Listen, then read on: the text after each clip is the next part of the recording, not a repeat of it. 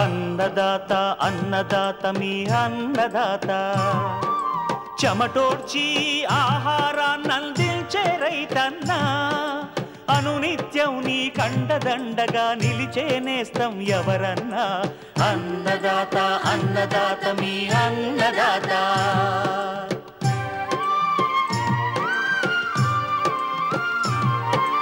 నూతన రీతుల సాగుబడికి నూరింతలు పెరిగే దిగుబడికి సూచనలిచ్చే సస్య రక్షణకు పశు పోషణకి శాస్త్ర విజ్ఞానం అందించి ముందుకు నడిపే తెలుగు రైతు భారతదేశానికి మకుటం అయ్యేలా తీర్చిదిద్దే ఆశయంతో మిమ్ము మేలు కొలిపేది అన్నదాత అన్నదాత అన్నదాత మీ అన్నదాత అన్నదాత అన్నదాత మీ అన్నదాత.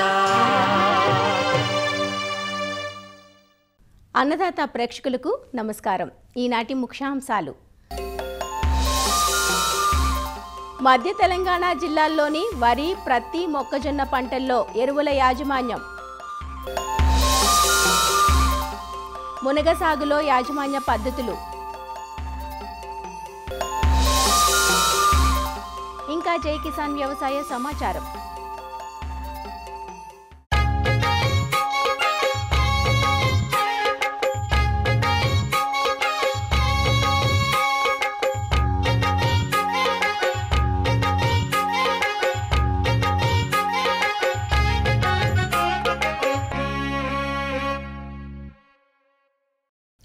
అతి అనర్థదాయకం అనే నానుడి మనకి తెలిసిందే. అతిగా వేసే ఎరువులు పైరు పెరుగుదల, దిగుబడులపై తీవ్ర ప్రభావం చూపిస్తాయి. గత నెలలో విత్తిన పంటలన్నీ ప్రస్తుతం పెరుగుదల దశలో ఉన్నాయి. ఇప్పుడు పడుతున్న వర్షాలకు ఈ పంటల్లో ఎరువులు వేసేందుకు సిద్ధమవుతున్నారు. పైరు బాగా పెరగాలని విచక్షణారహితంగా ఎరువులు వేయకుండా సమగ్ర ఎరువుల యాజమాన్యాన్ని తప్పక పాటించాలి. ముఖ్యంగా మధ్య తెలంగాణ జిల్లాల్లో ప్రధాన పంటలైన వరి, ప్రత్తి, మొక్కజొన్న అధిక విస్తీర్ణంలో సాగవుతున్నాయి. అయితే ఈ పంటలకు ఎరువులు ఎంత మోతాదులో ఎప్పుడు ఎలా వేయాలి, ఒకవేళ అధిక వానలు వస్తే చేలల్లో నీరు నిల్వకుండా తీసుకోవాల్సిన జాగ్రత్తలేంటి తెలియజేస్తున్నారు ప్రొఫెసర్ జయశంకర్, తెలంగాణ రాష్ట్ర వ్యవసాయ విశ్వవిద్యాలయం వరంగల్ ప్రాంతీయ వ్యవసాయ పరిశోధనా స్థానం మృతికా విభాగం శాస్త్రవేత్త డాక్టర్ సిహెచ్ రాములు. ఆగస్టు మొదటి వారంలో మన జిల్లాలో ప్రధాన పంటలైనటువంటి వరి, పత్తి, అదేవిధంగా మొక్కజొన్న. అయితే వరికి వచ్చినట్లయితే వరి ఇప్పుడు నార్లు వీకి రైతులంతా నాటేసేటువంటి పరిస్థితిలో నిమగ్నమై ఉన్నారు. వరిలో ప్రధానంగా ఎరువులను కనుక చూసుకున్నట్లయితే ఒక ఎకరానికి 48 కిలోల నత్రజని, అదేవిధంగా 20 కేజీల భాస్వరము, 14 కేజీల పొటాషియము అవసరం. 48 కేజీల నత్రజని కావాలంటే దీనికి దగ్గర 2 నుంచి 2.5 బస్తాల యూరియా అవసరం. అదేవిధంగా ఒక డిఏపి బ్యాగు, అదేవిధంగా ఒక 30 కన్నా తక్కువ అంటే 1/2 బస్తా నుంచి 30 బస్తా వరకు మ్యూరేట్ ఆఫ్ పొటాష్ అవసరం. ఈ నత్రజని ఎరువులు, భాస్వరం, పొటాష్ ఎరువులు వాడే విధానంలో చిన్నపాటి మెలకువలు వాడినట్లయితే రైతుకు ఖర్చు తగ్గి అదేవిధంగా పంట దిగుబడి పెరిగి ఆర్థికంగా బలోపేతమయ్యేటువంటి ఆస్కారం ఉంది. ఈ నత్రజని ఎరువులకు సంబంధించి యూరియా దగ్గర 2 నుంచి 2.5 బ్యాగులలో 3 భాగాలు చేసుకోవాలి. ఈ మొదటి 30 బ్యాగును ఈ నాట్లేసే ముందు అంటే చివరి దుక్కి గొర్రుగొట్టిన తర్వాత 35 నుంచి 40 కేజీల మోతాదు మనము నాటేసేటప్పుడు వేసుకోవాలి. అదేవిధంగా ఈ భాస్వరంకు సంబంధించింది పూర్తి మోతాదు అంటే 1 బస్తా డిఏపి, అదేవిధంగా ఒక సగం మనం వేయాల్సినటువంటి 30 బస్తా పొటాషియం ఎంఓపిలో ఒక సగం మనం డివైడ్ చేసుకొని ఈ 3 కలిపి లాస్ట్ దుక్కి అంటే దమ్ము కొట్టిన తర్వాత రైతులు వేసుకోవాలి. అయితే రైతులు ఇప్పుడు ప్రస్తుతం ఏం చేస్తున్నారంటే ఏమీ వేయకుండా యూరియా కానీ డిఏపి వేస్తేనో మొత్తానికే డిఏపి కంప్లీట్గా డిఏపి కాకుండా కాంప్లెక్స్ 20-20, 0-13, 3-17, 14-35, 14 ఇవన్నీ వేస్తున్నారు. కనీసం రైతులు ఎవరు కూడా సూక్ష్మ పోషకాలు కలిగినటువంటి ఈ సూటి ఎరువులు ఏదైతే సింగిల్ సూపర్ ఫాస్ఫేట్ భాస్వరం సోర్స్ ఉంటుందో సింగిల్ సూపర్ ఫాస్ఫేట్ వేస్తే అందులో కాల్షియం, సల్ఫర్ ఉంటుంది కాబట్టి అట్లాంటి ఎరువులను వాడుకోవాలి. కానీ రైతులు ఎవరు కూడా డైరెక్ట్గా కాంప్లెక్స్ ఎరువులు వేస్తున్నారు. దీనివలన ఏమవుతుందంటే రైతుకు ఖర్చు పెరగడమే కాకుండా సరి అయినటువంటి ఫలితాలను రైతులు పొందలేకపోతున్నారు. కాబట్టి రైతులు ఈ విషయాలను గమనించి ఖచ్చితంగా మీరు సూటి ఎరువులు ఉన్నట్లయితే సూటి ఎరువులను వాడుకోవాలి. లేకపోతేనట్ట మాత్రం డిఏపి కానీ లేకపోతే కాంప్లెక్స్ ఎరువుల రూపంలో ఉన్నటువంటి ఎరువులను నాటుకు ముందే అంటే చివరి దుక్కిలో మనం వేసుకున్నట్లయితే బాగా పనిచేస్తుంది. అదేవిధంగా ఏదైతే వరి 40 నుంచి 45 రోజుల ఏజ్ ఉంటుందో అంటే యాక్టివ్ టిల్లరింగ్ స్టేజ్ అంటారు, 45 రోజులు వచ్చినప్పటికీ 30 నుంచి 35 కిలోల యూరియాను ఎందులో కలపకుండా రైతులు ఏం చేస్తున్నారంటే ఖచ్చితంగా యూరియా ఒక్కటే వేస్తే బాగుండదు అని చెప్పేసి అమ్మోనియం సల్ఫేటు అదేవిధంగా 20-20 అందులో భాస్వరం ఉంటుంది. మనం మొట్టమొదటిగా వేయాల్సినటువంటి భాస్వరమును లాస్ట్ చివరి నాటేసే ముందు వేయడం వల్ల మనకు ఏదైతే భాస్వరం అవసరమో పంటకు అది సరిపోతుంది. కానీ యూరియాతో పాటు మళ్ళీ కాంప్లెక్స్ రూపంలో ఉన్నటువంటి 20-20 కానీ వేయడం జరుగుతుంది. దీనివల్ల భాస్వరం నిల్వలు నేలలో పేరుకపోవడం ఒకటి, రెండవది ఖర్చు పెరగడం, మూడవది ఏదైతే భాస్వరం నేలలో ఫిక్స్ అవుతుందో దానివల్ల సూక్ష్మధాతు లోపాల పోషకాలు రావడం జరుగుతుంది. అంటే అన్నెసెసరీగా మనం అవసరం లేని కాడ ఎరువులను వాడాల్సినటువంటి పరిస్థితిని రైతులు ఎంత చెప్పినా కూడా వినకుండా ఈ పరిస్థితికి దారితీస్తుంది. దీనివల్ల ఏమవుతుందంటే నేలలో ఒక్క పోషక లోపాలే కాకుండా వివిధ రూపాలలో ఉన్నటువంటి సమస్యలు, ప్రధానంగా సెలినిటీ అంటే చౌడు ప్రభావం పెరుగుతుంది. ఇవన్నీ దుష్ఫలితాల కారణం కేవలం రైతులు వాడేటువంటి విధానం. అదేవిధంగా చివరి ఏదైతే 30 కేజీలు 30 బ్యాగు యూరియా ఉంటుందో దాన్ని మనకు ఈనే ముందు మనం వేసుకున్నట్లయితే దాంతోపాటుగా ఏదైతే మనం మొదటగా వేయాల్సినటువంటి పొటాషియం బ్యాగులో సగం ఉంటుందో ఆ సగము ప్లస్ చివరి డోసుగా ఉన్నటువంటి యూరియాను కలిపి వేసుకున్నట్లయితే మనకు వరిలో పూర్తి స్థాయిలో సమగ్ర ఎరువుల యాజమాన్యం చేసిన వాళ్ళం అవుతాం. అయితే ఈ ఎరువుల యాజమాన్యమే కాకుండా ఇంతకు ముందు అంటే మీరు ఆల్రెడీ రైతులు నాటేస్తున్నారు కాబట్టి ఇప్పుడు చేసే పరిస్థితి లేదు.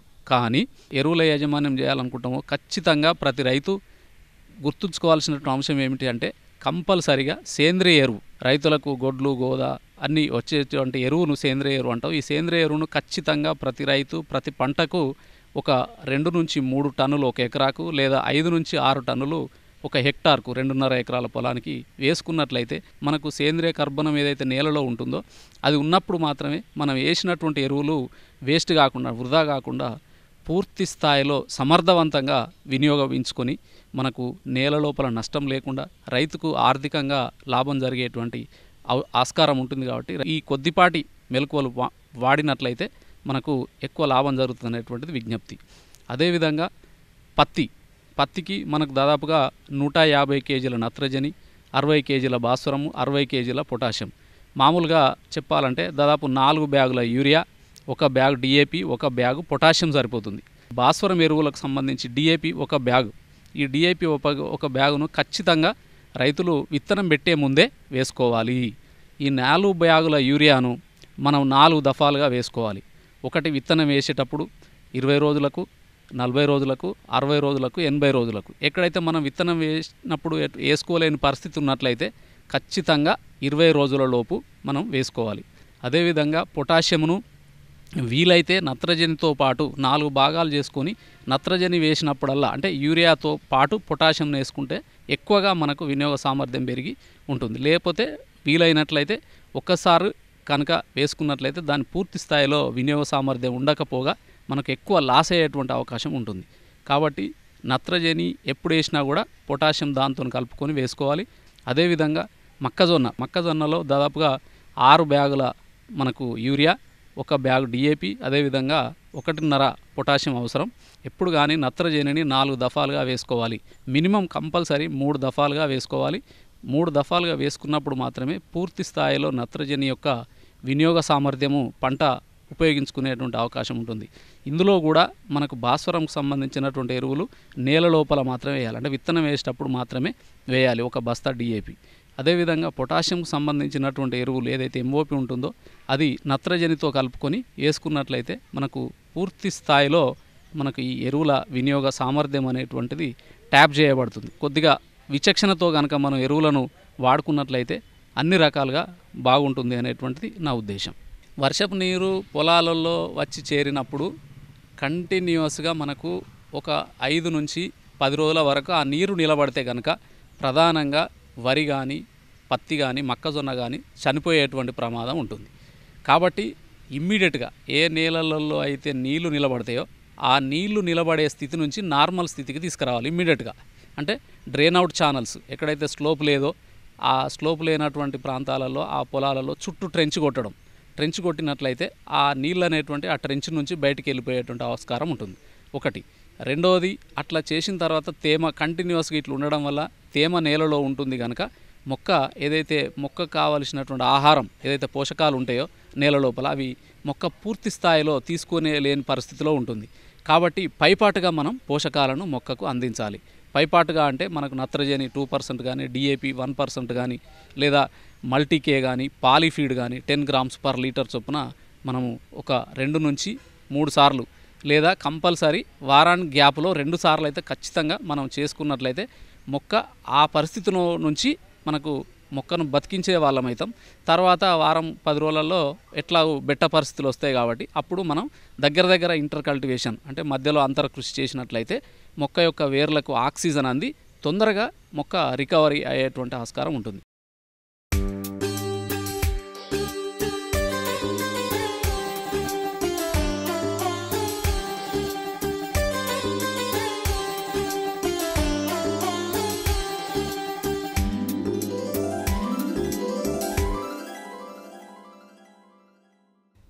ఒకప్పుడు పెరటి చెట్టుగా ఉండే మునగ ఇప్పుడు తోట పంటగా రైతుకు కాసులు కురిపిస్తోంది.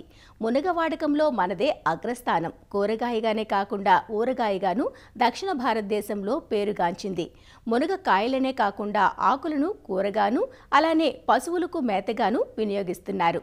మునగ ఆకు నుంచి తీసిన రసం పలు వ్యాధులకు నివారణగా పనిచేస్తుంది.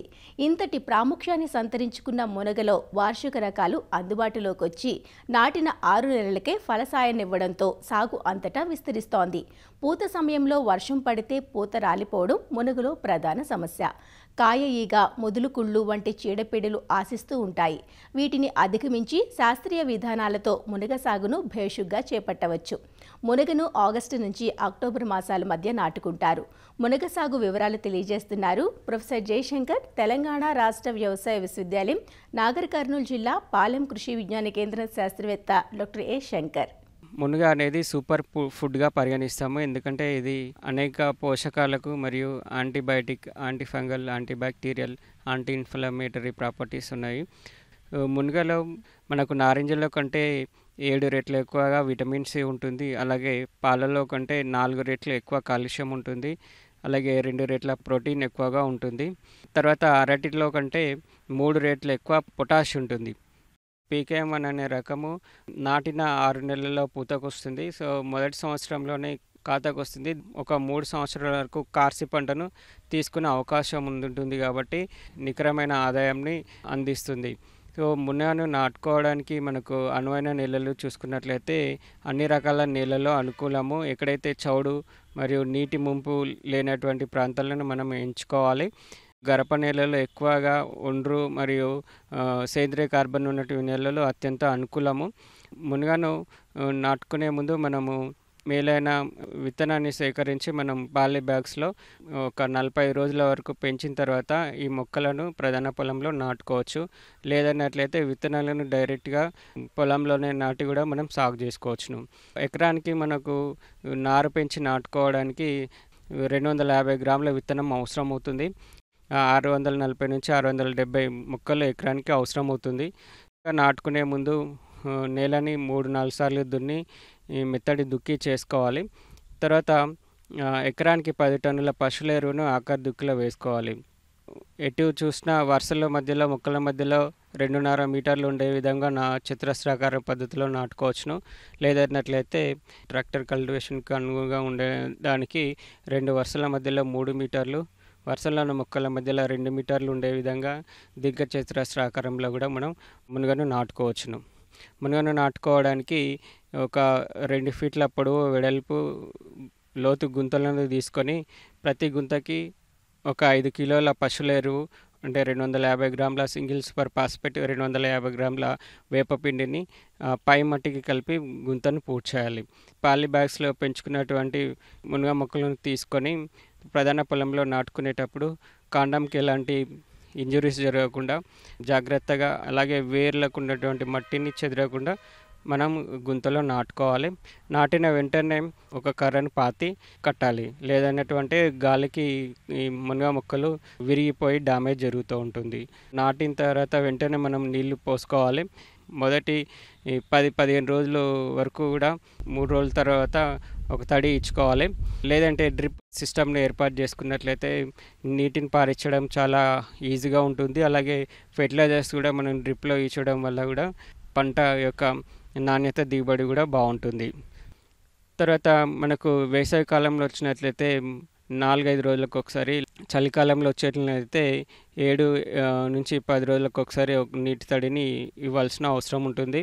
ఈ నాటిన తర్వాత 3, 6, 9 నెలల వయసు అప్పుడు ప్రతి 3 నెలలకు ఒకసారి 100 గ్రాముల యూరియా, 50 గ్రాముల పొటాష్, అలాగే 250 గ్రాముల సింగిల్ సూపర్ ఫాస్ఫేట్ని మనం మొక్క పాదులలో వేసి కలియబెట్టాలి.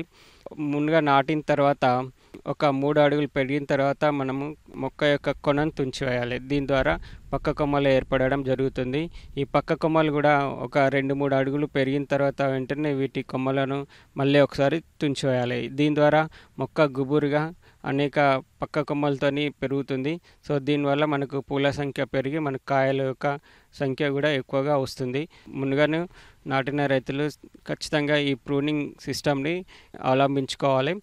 తర్వాత మనకు ఈ ప్రధానంగా మునగలో వచ్చేటువంటిది సమస్యలు ఏంటంటే కాండం కుళ్ళు లేదా వేరుకుళ్ళు తెగులు ఎక్కువ వస్తుంది. ఎప్పుడైతే అధిక వర్షాల వల్ల ఎక్కువ నీరు చేరినప్పుడు లేదన్నటువంటి ఎక్కువ నీటి తడులు ఇచ్చినప్పుడు జరిగే అవకాశం ఉంటుంది. దీన్ని మనం గమనించిన వెంటనే కాపర్ ఆక్సిక్లోరైడ్ లీటర్కి 3 గ్రాములు చొప్పున కలిపి మొక్క పాదులలో పోయాలి.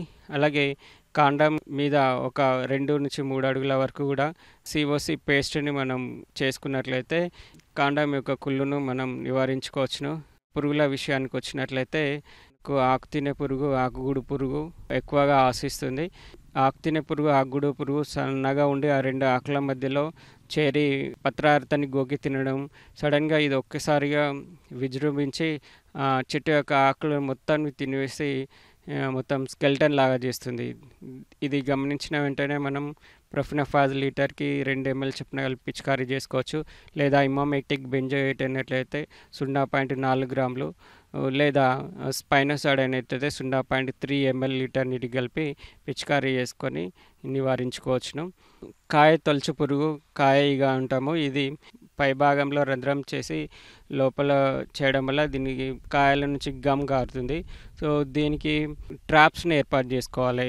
టమాటోస్ని గుజ్జులాగా చేసేసి ఒక నైట్ ఫర్మెంటేషన్ చేసి దాన్ని చిన్న బౌల్స్లలో తీసుకొని దాంట్లో ఏదైనా క్రిమి సంహారక మందుని 1-2 డ్రాప్స్ చేసి ఒక ఎకరానికి 20 చోట్ల మనము బెయిట్ని ఉంచినట్లయితే ఈ అడల్ట్స్ అనేది ఈ స్మెల్కి అట్రాక్ట్ అయ్యి డ్రాప్ అయిపోతుంది. దీనివల్ల మనకు కాయ యొక్క ఉధృతి గణనీయంగా మనం తగ్గించుకోవచ్చును. ఒకవేళ కాయల మీద దీని ఉధృతి ఎక్కువగా ఉన్నట్లయితే ఇమామెక్టిక్ బెంజోయేట్ అయితే 0.4 గ్రాములు, లేదా స్పైనోసైడ్ 0.3 ml, లేదా కొరాజిన్ అయితే 0.3 ml లీటర్ నీటికి ఏదైనా ఒక మందును 10 రోజుల వ్యవధిలో మార్చి 2-3 సార్లు పిచికారీ చేసుకుని మనం నివారించుకోవచ్చును. ఈ విధంగా సమగ్ర యాజమాన్య పద్ధతులు పాటించి మునగలో కూడా మనం సుస్థిరమైన మంచి దిగుబడులు పొందే అవకాశం ఉంది.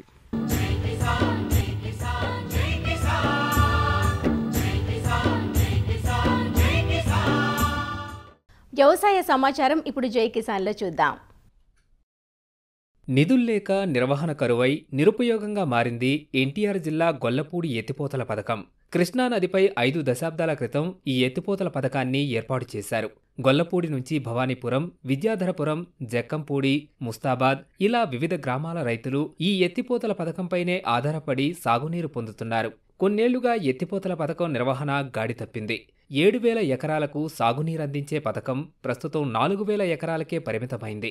ఇక్కడ 5 మోటార్లుండగా ప్రస్తుతం 2 పనిచేస్తున్నాయి. సాగునీరందించే కాల్వల నిర్వహణ కూడా అధ్వానంగా మారింది.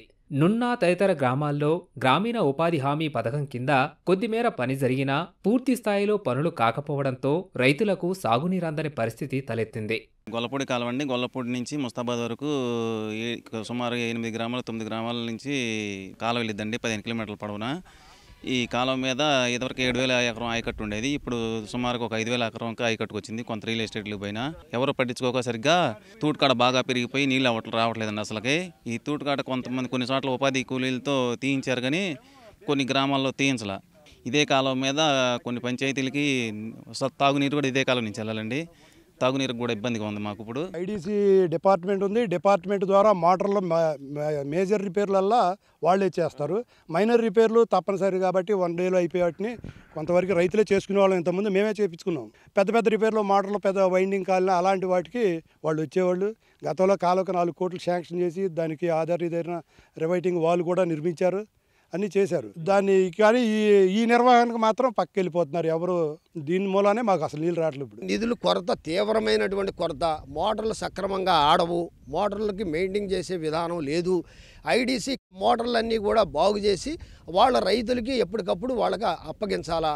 కానీ వాళ్ళకి నిధులు కొరతతోటి వాళ్ళు ఆ విధంగా ఈ వ్యవస్థని సర్వనాశనం అయిపోయి ఉన్నది. ప్రభుత్వం నుంచి ఏ విధమైనటువంటి సహకారము లేదు. ఆ మోటార్లో మేము బాగు చేయించుకోవాలా, కాలం మేమే బాగు చేయించుకోవాలా, ఎన్ని డబ్బులు వస్తాయి, ఎంత వస్తుంది, ఆ శిస్తులు వసూలు చేసి ఆ ప్రభుత్వం అన్న ఇవ్వాలా. మరి అది ఏమీ లేదు, ₹1 కూడా ఇవ్వదు. గొల్లపూడి నుంచి ముస్తాబాద్ వరకు సాగునీరు అందించాల్సి ఉండగా కాల్వల్లో గుర్రపుడెక్క, తూటికాడ పెరిగిపోయి సాగునీరు చివరి వరకు పారని పరిస్థితి తలెత్తింది. కాల్వ పరిస్థితిపై గతంలో అధికారుల దృష్టికి తీసుకువెళ్లినప్పటికీ ఫలితం లేకపోయిందని రైతులు చెబుతున్నారు. నీళ్లు వస్తాయనే గొల్లపూడి పంపు స్కీమ్ కాలం వచ్చింది, నీళ్లు వస్తాయనే మేము మాగాళ్ళు వేసుకున్నాం. ఇటు చూస్తేనే మాగాళ్ళన్నీ ఎండిపోతాయి. మరి రక్షించుకోవటం అంటే ఇప్పుడు అధికారులు కొంత సహకరిస్తే మాకు ఆ పంపు స్కీమ్ మోటార్లు అవన్నీ ఏదన్నా లైన్లోకి వస్తే కొద్దిగా నీళ్ళు వస్తే మేము పెట్టుకుంటే రైతులు ఇబ్బంది పడకుండా ఉంటారు. ఇప్పుడు 10-15 ఏళ్ళు ఖర్చు పెట్టుకున్నారు ఎకరానికి. మరి ఇది ఈ విధంగా ఎండిపోతే చాలా ఇబ్బంది పడతారు. ఎక్కువ కౌళ్ళు వేసుకునే రైతులే ఉండారు కానీ వాంటర్లు ఎవరు లేరు. నేను ఒక 30 ఎకరాలు కౌలుకి వేస్తాను. ఈ గొల్లపూడి కాలం మీద నమ్మకం పెట్టుకుని నేను ఇట్లా వ్యవసాయం చేస్తున్నాను. ఈ గొల్లపూడి కాలం నమ్ముకుని మేము ఈ పంట పొలాలు అనేది సాగు చేస్తూ ఉంటాము. ఇప్పటికే 15 నుండి 20 ఏళ్ళ దాకా పెట్టుబడి పెట్టామండి. ఇప్పటికే మాకేమో పైపక్కేమో పోలవరం కాలం ఉందండి, కిందేమో కృష్ణా నది. రెండింటి మధ్యలో ఉండి కూడా నీళ్లు సక్రమంగా అందట్లేదు. ఈ వర్షాధారం మీద ఏదో కొంచెం పంట అయితే వేసుకున్నామండి. వేసుకుంటే ఏదైనా గవర్నమెంట్ స్పందించింది, కొత్త గవర్నమెంట్ వచ్చింది కదా, ఏదైనా కదా తీసేసి వేస్తారనుకున్నాము. వాళ్ళు కూడా ఎవరు అధికారులు ఎవరు పట్టించుకోవట్లేదు.